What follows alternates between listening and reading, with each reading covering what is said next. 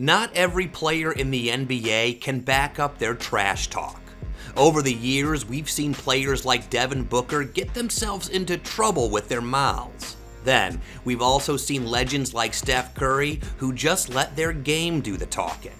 But then, we have Anthony Edwards, who is probably the only superstar that can get away with not only trash talking his opponents, but also disobeying his coach. Yeah, I think Anthony has to be careful. We all know that Anthony Edwards is a different beast, but what we're seeing this season is just on another level, and the first one happened against the defending champions. On December 19th, 2025, the Minnesota Timberwolves faced Oklahoma City, and from the start, the tone of the game was very physical. At the center of it all was Lu Dort, who's one of the dirtiest players in the league today. 186th of his career, and then McCain on the other end scores. And Jokic hits the deck, he doesn't like it, gets in the face of Dort. Jalen Williams comes in, and Jokic and Jalen Williams do battle. And getting some quality looks. Oh my goodness. That is a hard fall to the floor for Luka. His knee on the ball, tries to shovel to Jerome. Love's over there. Oh my word. And we have a foul called. As Love didn't like Dort's late reaction. Now a number of players. So on game day, Ant came out looking ready to cook. Edwards one-on-one with Dort. We approach the halfway point of the first. Bumping bodies. Edwards squares. Early on offense. High screen. Edwards doesn't use it. Instead, the body bump. Big. They can play the two of them together, which has been their normal starting lineup.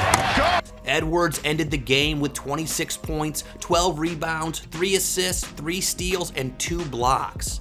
He was simply doing it on both ends of the floor. And for every trash talk during that game, Edwards backed it up. Because when you talk like that, you have to deliver. And that is where most players fail. Anthony Edwards did not. He answered the physicality with scoring bursts. He attacked the rim through contact and pulled up without hesitation. This is what Anthony Edwards brings to the game. And this is not his first time. We saw something similar happen back in December 2022 when the Timberwolves played the Grizzlies and Dillon Brooks did this. Look at the commotion. So Dillon Brooks punches Anthony Edwards in the face. 3:13 to go. You get a technical. You get a technical. Immediately after that, it was game on, and Ant made sure to cook the entire Grizzlies team. 7 seconds. Edwards. The Euro and the finish. Edwards. The lob. Go Bear! Edwards. Down the lane. Oh, the English off the window. After that game, this is what he said to Ja Morant's dad. I know who you are. You ain't got to tell me. No, it's only one. It's only one. The trash talk did not age poorly. It aged perfectly because the scoreboard backed it up. And that's not something everyone can do. Take what happened in the 2020 bubble. Paul George mocked Damian Lillard after a missed free throw and dismissed a deep three as a bad shot. The moment felt harmless until Lillard dropped 51 in the rematch and waved goodbye. The talk aged badly because the scoreboard was in the negative. During the 2022 playoffs as well, Devin Booker chirped at Luka Doncic, and today, no one knows if he'll ever live down that moment. Another epic example of trash talking gone wrong was rookie OJ Mayo talking trash to Michael Jordan in a pickup run. In the end, it affected his entire career. So there's a pattern. If you must talk, you have to back it up. No excuses. Which makes what Anthony Edwards does feel almost reckless because he does not limit his words to role players. He directs them at superstars like he did to Kevin Durant. Gang rebounding has been fantastic. A 39-22 advantage on the glass for the Wolves. Edwards. Cash!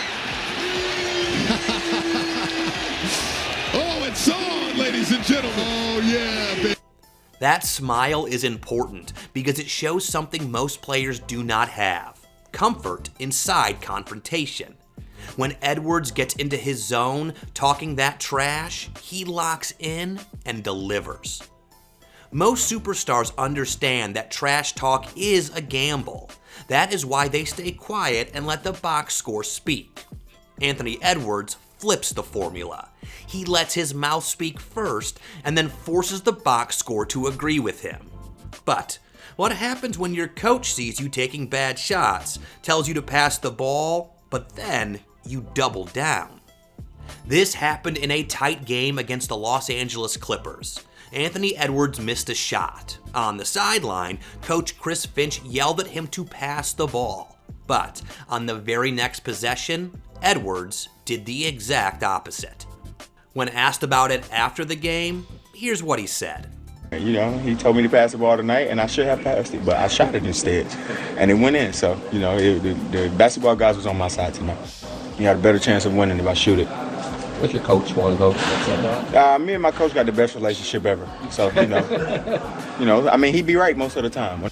That is confidence, but it is also dangerous territory. Because throughout NBA history, moments like that rarely end well.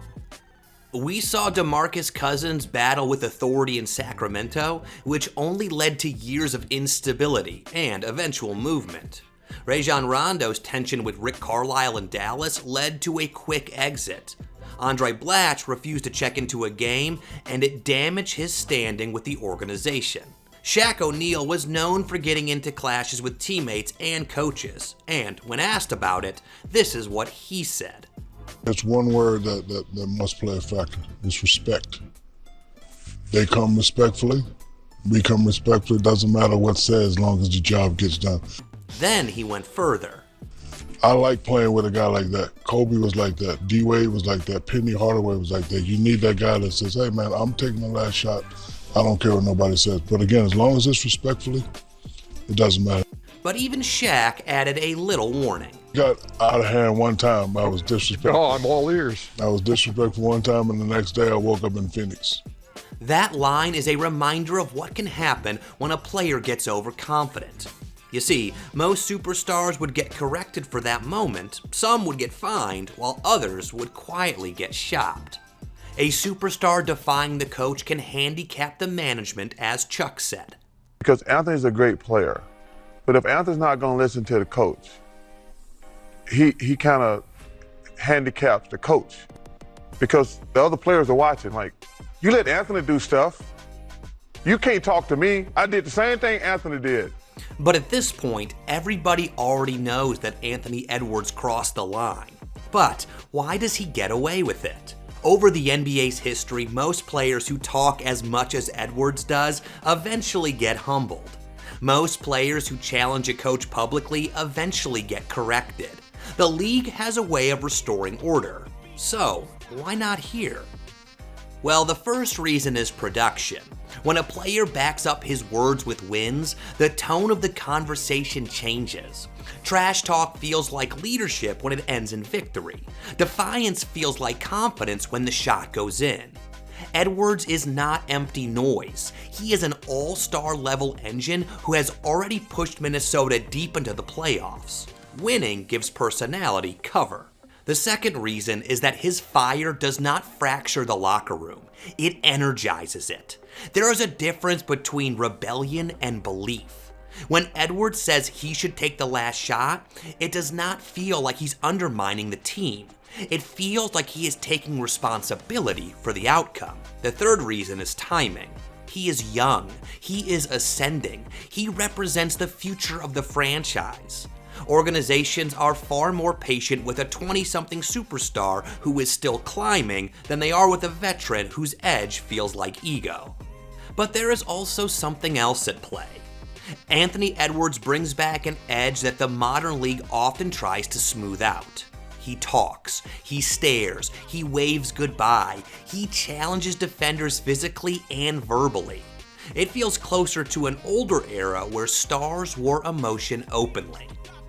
Most players in today's NBA avoid that space because it is risky, and they have a good reason to. It's very likely that Anthony Edwards is the only superstar that can get away with all that. There are two lines most superstars learn not to cross. Do not give your opponent bulletin board material, and do not ignore your coach in real time.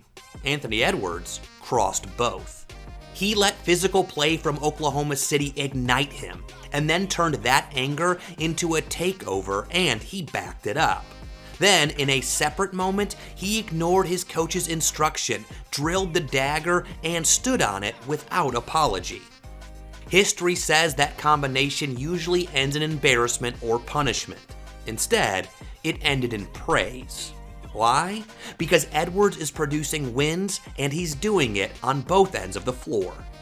But the margin is thin. One cold stretch and the same behavior will be judged differently.